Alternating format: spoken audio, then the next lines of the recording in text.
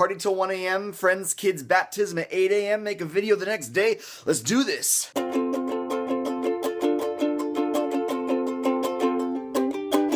The San Francisco Opera is about to finish their premiere run of a brand new opera called Girls of the Golden West. And brand new world premieres of operas don't happen every day in the United States, so I went. Girls of the Golden West is an opera by John Adams with a libretto by Peter Sellers, directed by Peter Sellers. Its stars are Julia Bullock, Devonne Tynes, and Paul Appleby. And those three were basically perfect. So on a performance level, it's amazing. Ms. Bullock was like perfectly clear, you understood every word she said. Round and tender and strong voice. Mr. Tynes was just like deep in his baritone, and like Mr. Appleby was all like sultry and like a little sexy, really good. The rest of the opera, I have a lot of thoughts about. First of all, it should be noted that they use microphones in the orchestra at this opera, which defeats the point of opera. No microphones on the violins. What the hell, guys? Why do I even show up? On a musical level, it's weird and it's modern, like it was written in 2017. It's also like thrilling and exciting and strong and beautiful, even to the point of like having nice melodies that you can remember, which doesn't always happen in modern opera. So like, good job, John Adams. We knew you could do it. The problem that I have with this opera kind of stems from the drama. It's a very pretentious thing to say. Everything about this video is super pretentious. It's about opera, frickin' gosh. They're very proud of how they wrote the libretto, the actual words that they're singing during the opera. What they did was they took primary source, newspaper articles, love poems, letters from people, stuff that Mark Twain wrote, also a bit from like Frederick Douglass, and then some like stuff from historians to kind of fill in a picture of the people in a mining town talking about themselves. So on the surface, that looks really cool. We're going to see not just a story that people at our time write about people at their time, but a little bit of what they say to themselves. And they also like traded out languages every now and then, because it takes place in Gold Rush, California, and Gold Rush, California had a lot of languages. Also, Spanish love poems are a lot better than English love poems. English love poems are all about like the people in love. Spanish love poems is about how like frightening love itself is. It's awesome. But here's the problem. You can't have any good conversations between people if the only words that you let yourself use are long letters or articles that people had written. There's no real dialogue. The only duet are when they take a love poem and split these two lines for this character and these two lines for that character and these two lines. So, you know, they're singing at each other, but not like to each other and responding to each other, and it doesn't grow. It doesn't create a story or a drama. And the funny thing is that like, because there's so little dialogue and people talking to each other, the opera Girls of the Golden West with all these hyper-modern sensibilities doesn't pass the Bechdel test, so fun. But my favorite part of the opera actually came from when they stole lyrics from old mining songs and gave them 21st century opera melodies. You're looking at it, you're like, oh, that sounds kind of familiar, and it's got a story about like a guy named Joe and like the girl he left in Wichita or whatever. These are the words that they sang in a new melody on a new stage. Really fascinating stuff, and some of the coolest music because it had a meter, and John Adams had to keep to like some version of the meter, otherwise it wouldn't make any sense. Both the most accessible and exciting and like the smartest way to do what they were trying to do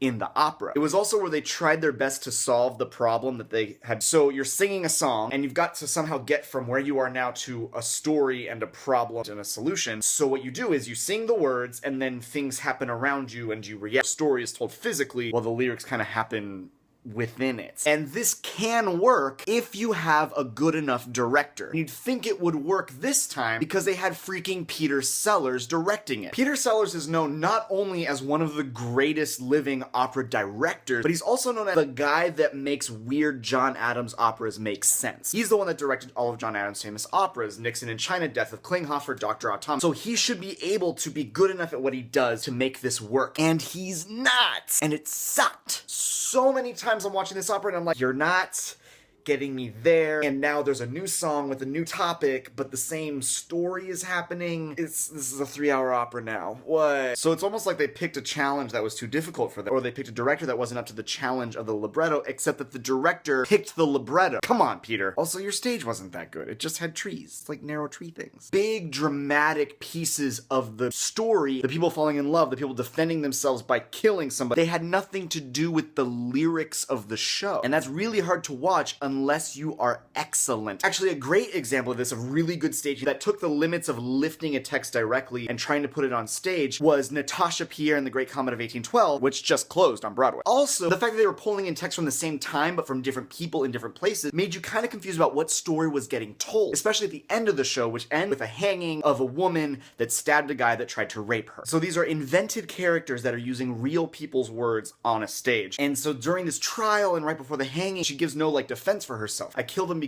simply because I was so angry. And I'm like, I don't know what everyone else in this building just saw, but she didn't kill him just because she was angry. She killed him because her only other option was get raped. Yeah, I'm sure a lot of anger happens in that thought process, but So what story am I watching here? The fake story on the stage or the real story that inspired it with the exact words? It was confusing. My guess is that this is going to be one of those operas that premiered one year and then 5 or 10 years later premiered again with a whole bunch of recuts and then was a massive success. Which makes sense because in opera, the music is king and the music is pretty good. I was watching going that's an aria that people are going to learn as students and that's an aria that people are going to learn as performers. It's already going to be part of that, concoction, the milieu.